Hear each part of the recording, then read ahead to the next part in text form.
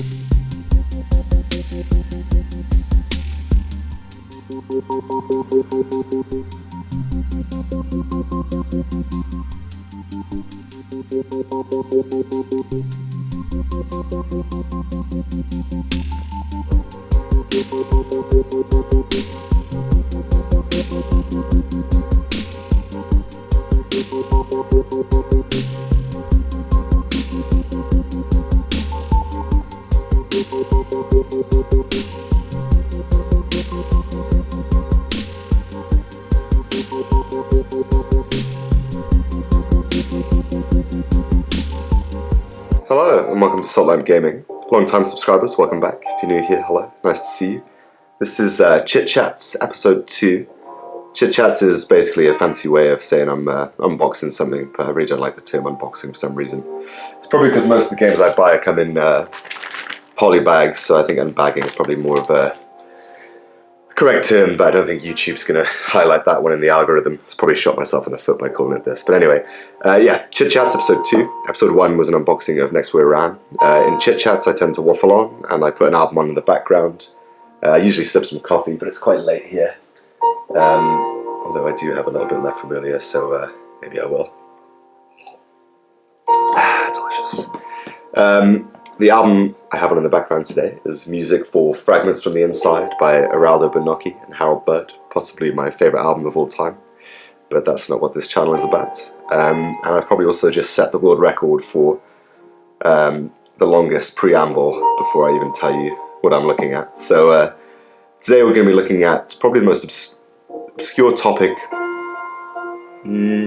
I need to verify that actually. Possibly the most obscure topic I've looked at on my channel so far, to the extent that I don't really have much of an idea of this situation. I have a very, very kind of vague understanding, but I've deliberately tried not to do as much research until I've played the game and read through the designer's notes, because that's just the way I like to do things.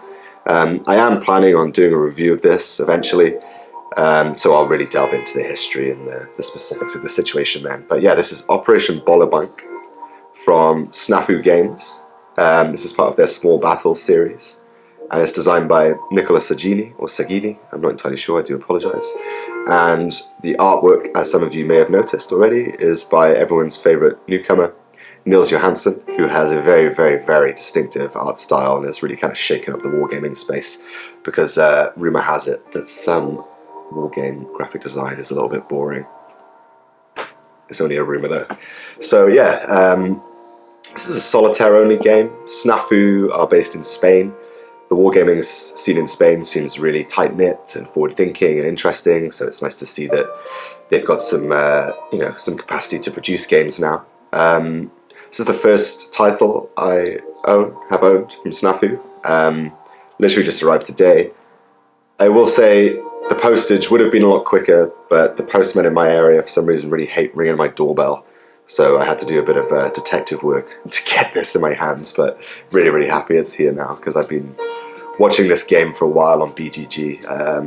I very often will look through Board Game Geek and I'll set subcategories and look around to see what's coming out. If you are a long-time subscriber, you'll know that I am really interested in contemporary conflict, probably more so than I'm interested in, you know, World War II or World War I. Prior to that, that's not to say I'm not interested. I just think that I am a younger guy, I suppose. This is kind of what I grew up with, I guess. But yeah, this is super obscure. So basically, again, when I do a review, I'll get into more of the history after I've done some research as well. But this is representing UN peacekeeping missions in the mid-90s, specifically April 29th of 1994 in Bosnia and Herzegovina. Following the dissolution of Yugoslavia, a lot of these countries basically fell into civil war strife. Very, very, very messy and ugly time for them. And you know, a lot of Western forces were deployed as UN peacekeeping troops. This specifically is looking at Danish involvement, and this is kind of one of the rare instances where the UN peacekeeping force was actually engaged with the combatants on the ground, which I assume will be some kind of militia or separatist, organization of some description. I typically like to use a game as a jumping off point before I do a lot of research. I'm very weird like that, and I would kind of consider knowing something specific about this situation as a bit of a spoiler before I delve in. Obviously, if there's a topic I'm familiar with and I see a game about it, I'll pick it up, but I really love using games to delve into history.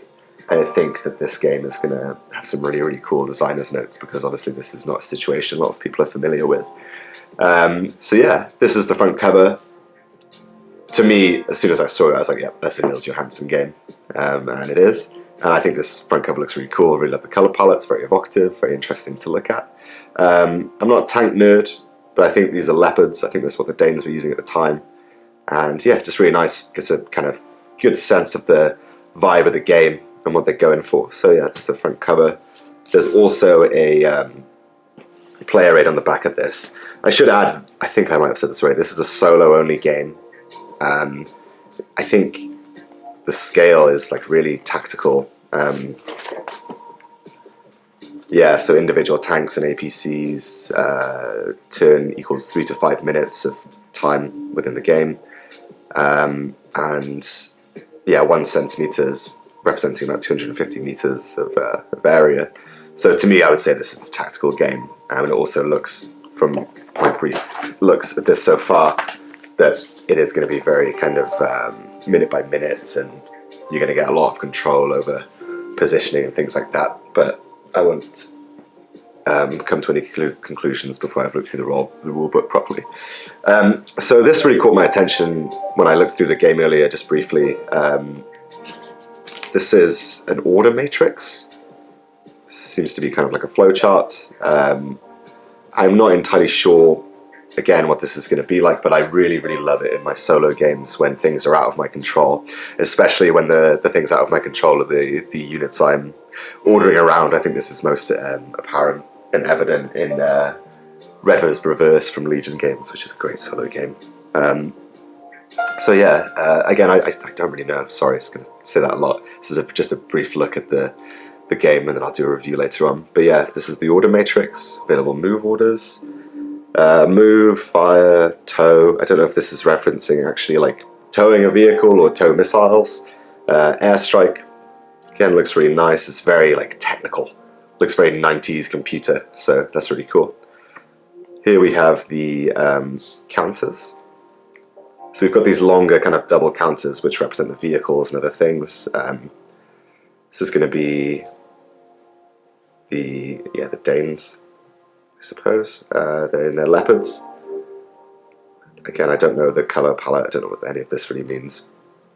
And again, I do apologise if I've got this incorrect, but I think they're leopards. Whilst I don't know a lot about tanks, I do like a good APC, and I know for sure that's an M113. Classic. Got T55 here. Some kind of admin counters by the look of things. I did pop one of these out, and it was a bit of a hassle. So bear that in mind if you do pick up the game. You might be able to see I've kind of creased it a little bit there. That's my own fault for being a heavy-handed monster there. But, you know, it seems like good quality to me. You can't see these like ripping or anything like that. And again, they look really nice. Really like the colour palette. So that's one counter sheets. This is the next one. It seems to be pretty much entirely kind of admin counters. Looks like some strange alien language to me at the moment, but to be honest with you, most war games do until I've read the rulebook. And one of the things I actually love about learning war games is when that confusion turns into clarity. It's a really nice feeling. I do notice there's a Volkswagen Golf logo there. Again, really intrigued by this. I'll have to look into this further in the rulebook.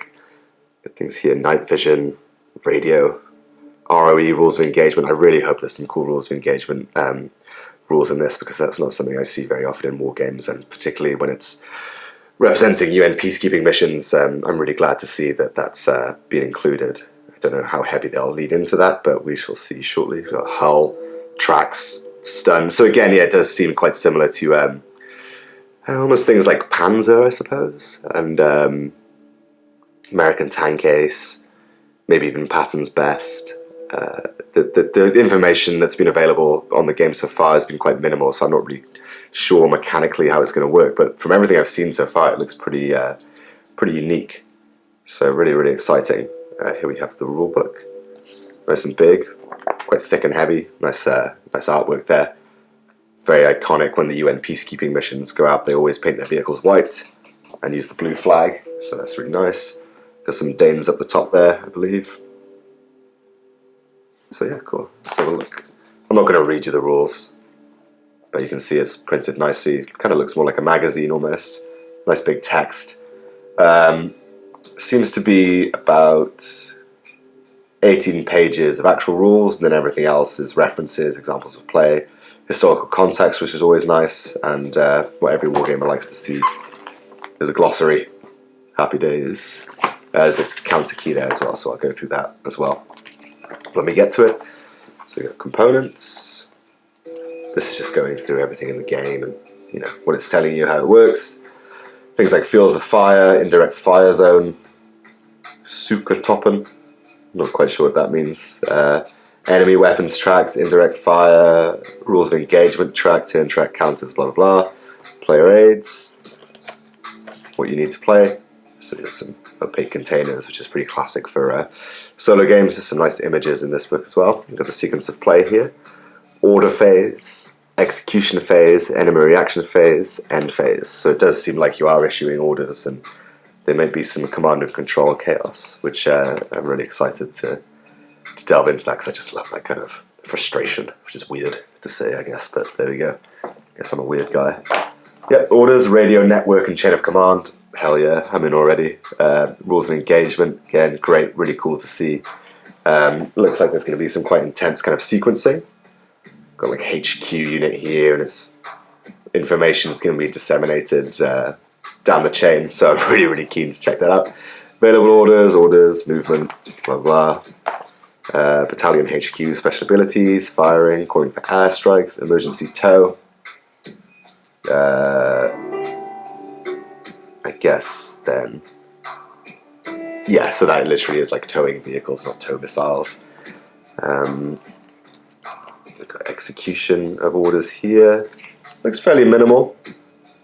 I'm not reading obviously the whole rules, but I'm catching a few glimpses, and doesn't seem to be anything overly confusing so far.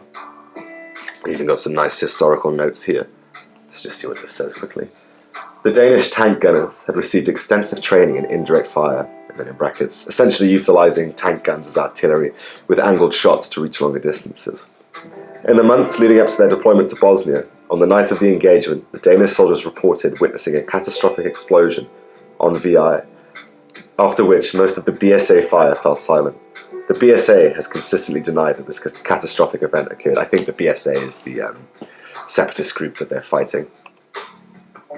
I should also add, just very quickly, the English translation of Bøllebank, or Bøllebank, I suppose would be the more appropriate pronunciation, but I don't want to sound like a dickhead on YouTube any more than I already am, is Bully Basher, which I think is just a delightful case of very literal translation for a word that probably doesn't exist in English, but I thought that was really funny. Let's go execution of orders here, a lot of tracks by the look of things. We'll see that when we look at the map. Well, here's a brief preview of the map, but this seems to be a kind of nice visual aid of an overview of everything on there. So we've got enemy tanks, enemy weapons tracks, enemy artillery, convoy routes. Cool, got the HQ battalion here, and I really like the look of this map so far. Again, it looks like very 90s kind of radar computer style CRT monitor kind of vibe, which I think is really cool, very evocative of the era, which I always appreciate. Enemy reaction, direct fire, firepower, attack resolution, indirect fire, artillery damage. Another thing I would say is I really, really love games on like low intensity conflicts. That sounds a bit weird, but I really, really like it when games go out their way to show an interesting and unusual situation. I really, really love Brian Train's Brief Border Wars for this reason, because it really does nail that feeling of kind of lower, poorly trained units who aren't as well equipped and not really sure why they're fighting for their government. And just, I'm not saying this is the case here, but I really appreciate modelling of lower intensity combat, because whilst I do like to move massive stacks around and engage in kind of like core level or brigade level massive battles. I think it's really cool as well to get this nice zoomed in look, because then you can take that forward. I'm a massive fan of operational wargaming, and sometimes I struggle to kind of visualize what's happening on the board, so I really appreciate getting to look at smaller unit tactics as well, so I can kind of fill in the blanks in the theatre of my mind. So we have victory conditions, design notes, which I always appreciate. Got some references here, example of play, which looks quite extensive. And here we have historical context as well, and this looks really, really cool. And I'm really excited to have a read of that, because I don't really have much context to this game. So it's very much appreciated. And whilst I haven't looked at in great detail at the information available online, there doesn't seem to be a wealth of information online. But one thing I am very, very interested in is, in my research, my brief research I should say, there does seem to be a lot of controversy and contention around the events of this game. The events that occurred that this game is representing, I should say, rather. So I'll be really interested to see if that's in here. I assume at this point it probably will be. The Danish military, their last or most prominent kind of engagements were in Afghanistan, where they worked very closely with the British and the Americans. So whilst their military history is not as in depth as, say, America's or the UK's, they have had some very, very interesting deployments, and I think this was probably the most recent, before the Afghanistan war, the war in Afghanistan, kind of big combat engagement for them. So it's really, really cool to see this represented, and I'm really excited to delve into the historical notes too. And then, as we saw, we've got the glossary and the counter key. So actually these seem to be tank platoons. It just says markers, battalion HQ, special ability, BSA, tank status, let's see what BSA stands for. Bosnian Serb army. Oh, okay. The Republic of Srpska, which is a breakaway region within Bosnia. Okay, cool. Yeah. Again, I'll talk more about this when I do my review. Oh, interesting. UN tanks allowed to target, fire priority. Artillery target, special artillery marker, damage and stun markers, light damage in green, heavy damage in red. TC killed, stun, APC counter, enemy weapons markers, artillery, ATGM, so anti-tank guided missile, HMD, heavy machine gun. So it looks quite abstract. Very, very interesting. Enemy weapons pool, civilian car adventure. Ooh, that's going to be interesting. Very, very cool. Rules of engagement, track markers, T2 deadline, not really sure. Enough is enough counter. Airstrike. Yeah, I think this is going to be awesome. I really, really, really appreciate it when game designers go out of their way to show the kind of rules of engagement and civilian side of things. So, top marks so far. We've got another player aid counter here. Here we have rules of engagement, victory conditions, which is flow charts, end phase, enemy reaction phase, execution phase. This is the sequence of play. Some terrain charts here. UN positions, UN fire targets, BSA fields of fire, radio network. Oh, awesome. God, I'm such a nerd. UN positions, I think I said that already, so very cool. So nice high quality printing, by the way. Some of these images are a little bit pixelated, but that just kind of comes with the territory when you're trying to find good, free to use military imagery. Here we have the map. I'll take a separate look at that. I'll zoom out so we can have a proper look at that. And then here we have just the final player aid. This is also the back of the box. Indirect fire, enemy indirect fire, enemy direct fire, tank, anti-tank guided missile, heavy machine gun, probably dushkas, something like that. The ability to penetrate the armor. So there we go. Now for the map. I believe this is probably going to be 22 by 17 inch. A2 formats in millimeters. God damn, Europeans are so weird. Okay. Yeah, 17 to 22 I'd say.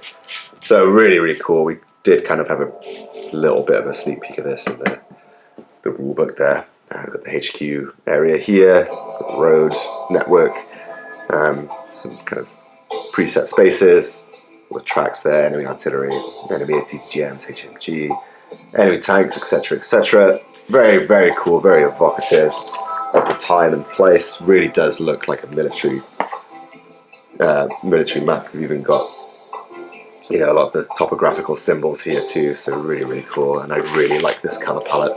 I love the color orange and I love the color sky blue, so seeing them together is great. And again, this is very, very obviously a Nils Johansson map, and I think this might be the first Nils Johansson map I've owned. Actually, no, I did have a title from High Flying Dice, but I never actually got around to playing that one. It's one of the first things I unboxed on this channel, actually. So yeah, really cool. Very, very nice little package. Seems really well researched, really well thought out, and just really unique. It's just not really... Everything I've seen so far just looks very, very different to the majority of solo games I've played. So I'm just going to kind of lay everything out here together so we can have a look. I'll zoom out. So there we have it. That's a look at everything inside the package of Operation Bøllebank from SNAFU Games. I am gonna start learning this tonight. Hopefully I can get a game completed this evening. Not sure if I'll get the rules entirely correct, but there's only one way to find out. It didn't look too complicated to me. I will say that I'm not overly familiar with tactical gaming, but again, I've been playing war games for, I guess, about 3 years at this point, and I do kind of pride myself on my ability to learn games, so that's not to say I don't get things wrong, but we'll see. Hopefully I can get this all set up and learned this evening, and I can come back with a review as soon as possible, because I really just want to showcase this game, because I think it's really just seems really unique and interesting, and I can't wait to get it to the table properly and see exactly how it works and delve into that history as well. I will say on a general note, and one of the reasons I've not been uploading as regularly is I've kind of fallen out of love with solitaire-only gaming. That's not to say I don't still play solitaire-only games, and some of my favourite games are solitaire-only. But I noticed a year ago that most, well not most, but a lot of solitaire games, once you beat the system, once you know how to beat the system, they're just not very fulfilling.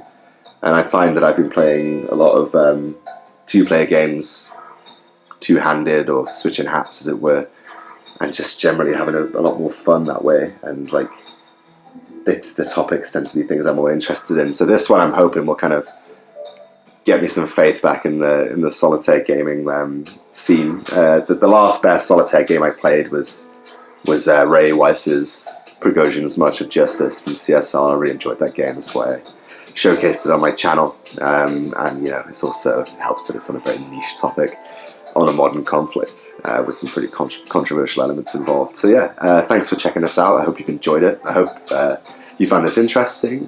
Give SNAFU some love. Really nice guys, been really helpful. And just, yeah, seem to be producing really interesting and forward-thinking different games. So yeah, check out their website. If you're in the EU or in the UK, should be all good. Shouldn't take too long. America, I'm not entirely sure, but I imagine Noble Knight will probably be able to help you out. So cool, thanks for watching guys, take care. If there's anything you want me to take a look at anytime soon, please don't hesitate to let me know. And I'll see you in the next one. Nice one.